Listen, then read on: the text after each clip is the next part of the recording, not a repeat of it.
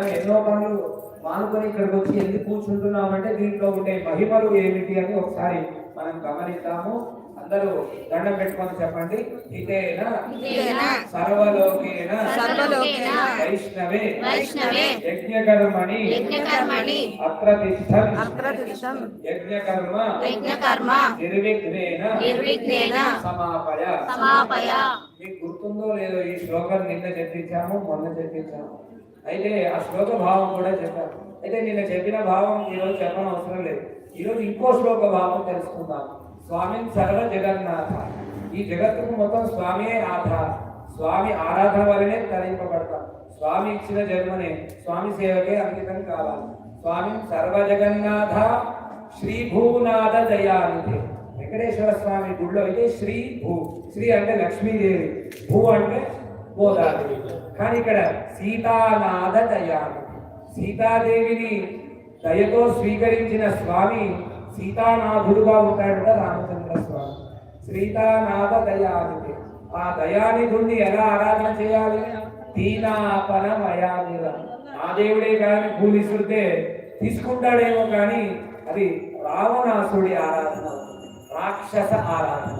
రాక్షసుడు ఏమిటి? వాడు ఇష్టమంతుడు చేస్తుంటాడు. కోపంలో కూడా పూజ చేస్తాడు వాడు.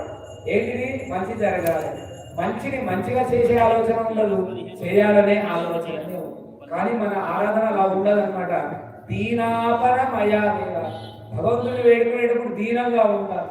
అందుకోసమే మన వాళ్ళంతా కూడా కమెండింగ్ గా ఎవరు అడగరు. ఇది చేస్తే బాగుంటుందండి, ఇది చేయాలండి, అర్థించినట్టు ఉంటుందట మనం మాట్లాడే విధానం. దాని గురించి వాళ్ళ పొద్దున ఒక సమాధానం చెప్పారు. ఎందుకు అంటే అర్థించే విధానం ఎప్పుడు సౌమ్య రూపంలో ఉంటుంది. అలా మనం భగవద్ ఆరాధన చేయాలి. దీనాపన మయాదేవ.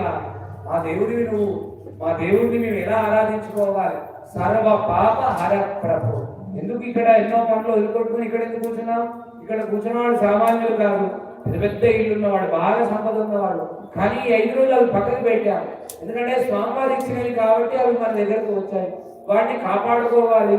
మీరు కాపాడుతున్నారు, వచ్చేతరం వాళ్ళు కూడా కాపాడాలి, ఇంకా మీకంటే మంచిగా కాపాడాలి. ఆ సామర్థ్యత ఈ ఆరాధన వలన మనకు వాళ్ళకి ఏ మార్గం ఇవ్వాలనే ఆలోచన కలుగుతుందట. ఓ పిల్లవాడికి ఏ చదువు చదివిస్తే బాగుపడతాడని మనం ఊహిస్తుంటాం కదా. ఇది కూడా ఏ ధర్మంలో ఉంటే వాడు కాపాడుతుంటాడు. అందుకోసమే సర్వ పాప హర ప్రభు.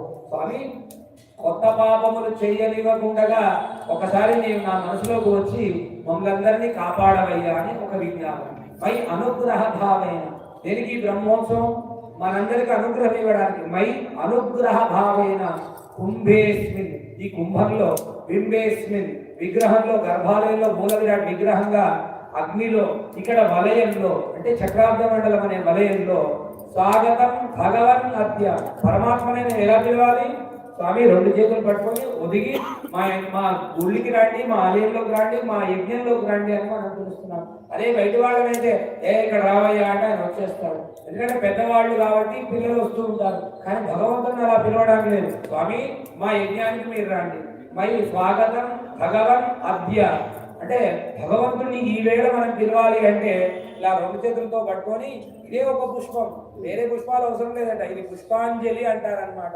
అందుకోసం భగవంతుడు 2 చేతులు వరములు దేనికి ఇచ్చాడంటే 2 చేతులతోనే స్వాగతాంజలిలో పిలవాలట. స్వాగతం భగవన్ అద్య మాం తారయితు మాగత.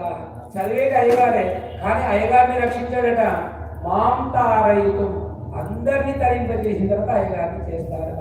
సాధ్యమైనంత చాలా మంది అంటారు వీకెండ్ అయ్యగారు దేవుడు పక్కనే ఉంటారు. దేవుడు పక్కన ఉన్న వాళ్ళు తొందరగా ఇయ్యారట.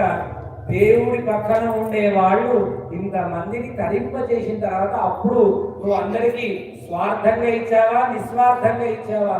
అందుకోసమే నాయకుడు నిస్వార్థంగా ఉండాలి, స్వార్థంగా ఉండొద్దు అట. అప్పుడే వాడి దగ్గర లక్ష్మీదేవి ఉంటుందట. స్వాగతం భగవన్ మధ్య మాం తారీకు మాగత. అంటే మనందరం తరింపబడాలి అంటే స్వాగత అంజలి ఆరాధన బాగా జరగాలి. మన ఆలయంలో అర్చకులు ఆరాధన 365 రోజులు చేస్తున్నారు కాబట్టి ఈ ప్రాంతం అంతా సుభిక్షంగా ఉంటుంది. చాలా మంది తెలియక పేర్లు పెట్టి పిలుస్తున్నారు అయ్యగారులని. పొరపాటున కూడా తెలియదు. మేము కూడా అప్పుడు స్వామి అనే పిలుస్తాం. ఎందుకంటే అర్చకస్య హరిసాక్షాత్, అర్చనస్య అతిశయనాథ్, అతిరూపస్య బింబస్య